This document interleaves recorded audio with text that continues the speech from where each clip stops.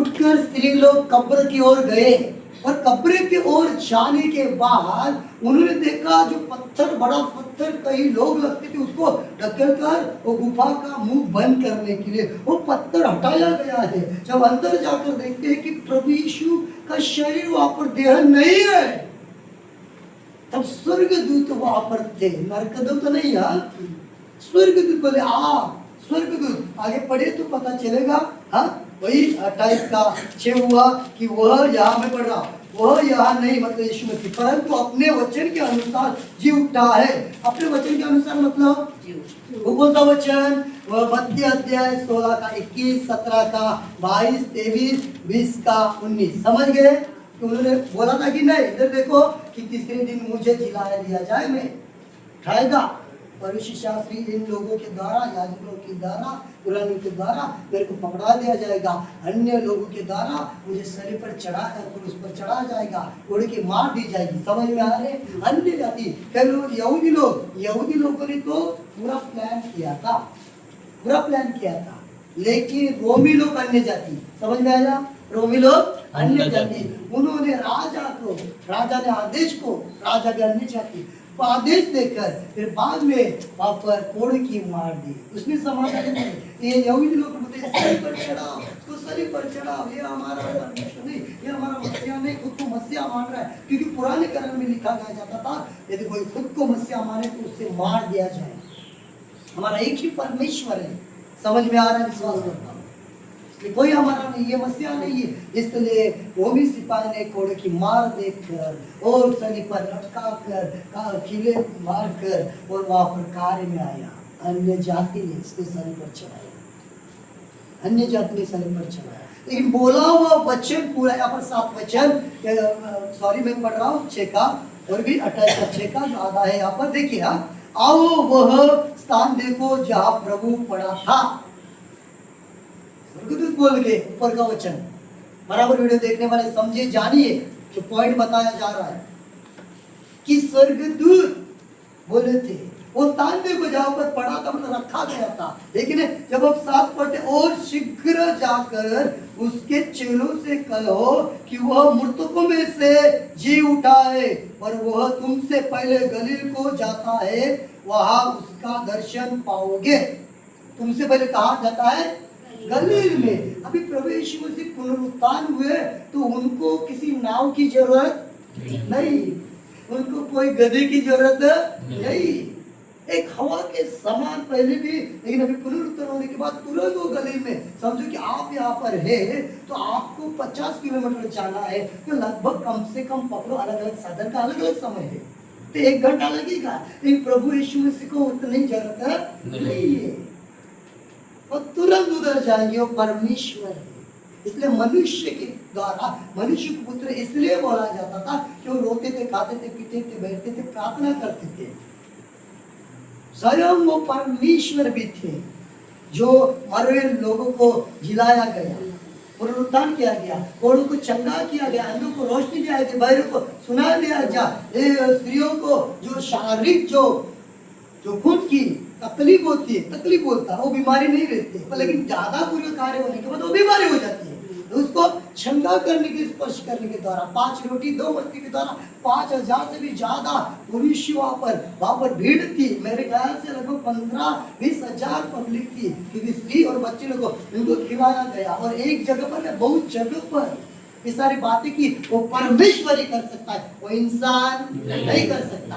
इसके लिए जाओ, चेलों सीखो जो उधर बैठकर दुख मना रहे, शोक कर रहे। अरे पुनरुत्थान हो गया, वो जो था हमारा मसीह, हमारा गुरु, हमारा रब्बी पुनरुत्थान हुआ। तो आपको क्या पता चल रहा पुनरुत्थान के बारे में कि प्रभु यीशु मारे गए, गाड़े गए और तीसरे दिन जी उठे। इसलिए पुनरुत्थान दिन कहा जाता है, रिजरेक्शन डे। लेकिन पुनरुत्थान के दिन के लिए ही केवल आनंद नहीं मनाना है। एक गीत है, खुशी खुशी मनाओ, खुशी खुशी मना, बोलो बोलो मसीहा की जय जय जय। मेरे लिए आया, मेरे लिए जिया, मेरे लिए आया, मेरे लिए जिया, मेरे लिए यीशु ने दुख उठाया, मेरे लिए यीशु ने दुख उठाया, मेरे लिए मारा गया, मेरे लिए गाड़ा गया, मेरे लिए मारा गया, मेरे लिए गाड़ा गया, मेरे लिए फिर जी उठा मेरा है मसीह, मेरे लिए फिर जी उठा मेरा है मसीह। मैं मसीह का हूँ, हम मसीह के हैं, मैं मसीह का हूँ, हम मसीह के हैं, खुशी खुशी मना। तो केवल पुनरुत्थान के दिन ही नहीं खुशी खुशी मनाओ, और दूसरे दिन फिर दुख मनाओ। क्या गुड फ्राइडे के दिन रोए क्या? तो जरूरत थी क्या? हाँ? और खजूर की डालियां लेकर प्लाम संडे जो बोला जाता है हिलाई क्या? उसका कुछ भी नहीं अभी है। अन्य जातियों के लिए कुछ नहीं, अन्य जाति के लिए पौलुस फिलिप्पियों अध्याय 4:4 कहता है आनंद करो। फिर से कहेंगे प्रभु में आनंद करो, आपके घर पर आनंद करो, कलीसिया में आनंद करो, आपके काम धंधे पर आनंद करो, आपके जीवन में प्रतिदिन आनंद करो। आमीन। आनंद की बात हम कभी भी करते, केवल पुनरुत्थान के दिन नहीं। मूर्ख लोग पुनरुत्थान के दिन ही आ जाते हैं। हम तो हर एक संडे, हम तो हर एक जो मंगलवार, हम हर एक बुधवार जहाँ जहाँ पर प्रार्थना होते उस दिन साथ में रहकर प्रभु यीशु को स्मरण करें कि वो जिंदा है। आमीन। वो जिंदा है, वो जिंदा खुदा है। जीवित इज द लिविंग लॉर्ड। पुनरुत्थान हुआ परमेश्वर और उसकी पवित्र आत्मा हमारे अंदर है और हम जिंदा है और हम सही जीवन जी रहे। हमें सही जीवन जीना है क्योंकि पुनरुत्थान हुआ पवित्र परमेश्वर, उसकी पवित्र आत्मा हमारे भीतर है और इस दुनिया में रहते समय वो हमें सही तरह से बातें बताकर अनंत जीवन के लिए तैयार करते हैं। आमीन। आमीन। तो कहने का मतलब ये है कि हर एक परिस्थिति में जब अच्छे या बुरे विचार जब हमें आते हैं, उस अच्छे बुरे विचार में हमें विचार करना है कि कोई तो है जो हमारे लिए सलीब पर चढ़ा, और जो वही है जो प्रभु यीशु मसीह जो मुर्दों में से जी उठा, और वही है जो प्रभु यीशु मसीह जो आने वाले कई दिनों के बाद बोलता है कि वो बादलों पर आएंगे और वही इस दुनिया में से मुझे, मैं मरा हुआ रहूंगी या रहूंगा तो मुझे पुनरुत्थान करेगा उनके जैसा।